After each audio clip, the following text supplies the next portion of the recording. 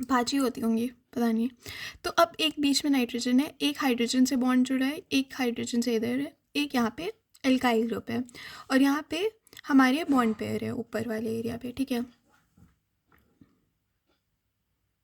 पता नहीं भाई, ठीक है सही बोल रही होंगी, देखती हूँ एक बार कन्फर्म करके।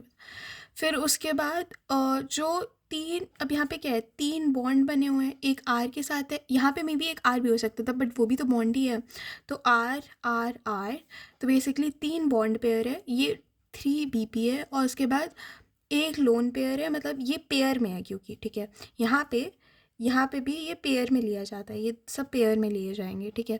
तो ये एक पेयर है, ये दो पेयर है, ये तीन पेयर है, और उसके बाद ये क्योंकि दो इलेक्ट्रॉन्स हैं यहाँ पे, तो एक पेयर होगा, तो एक लोन पेयर है, ठीक है। तो टोटल यहाँ पे 4 पेयर्स बन रहे हैं total, bond pair and lone pair मिला के। और उसके बाद ये sp3 हाइब्रिडाइज्ड है, क्योंकि एक तो s हो गया और 3p हो गए, तो 4 हो गए, तो ऐसे है। फिर उसके बाद इसमें क्या होता है कि इसमें क्योंकि लोन पेयर की प्रेजेंस है, इस वजह से इसका बॉन्ड एंगल कंपेरेटिवली कम हो जाता है। अब यहाँ पे जो मतलब इसका जो बॉन्ड एंगल होना चाहिए नॉर्मली वो 109 डिग्री होना चाहिए, 109 डिग्री 28 होना चाहिए। बट क्योंकि यहाँ पे क्या है कि जैसे ये नाइट्रोजन है और यहाँ से 3 बॉन्ड जुड़े हुए हैं।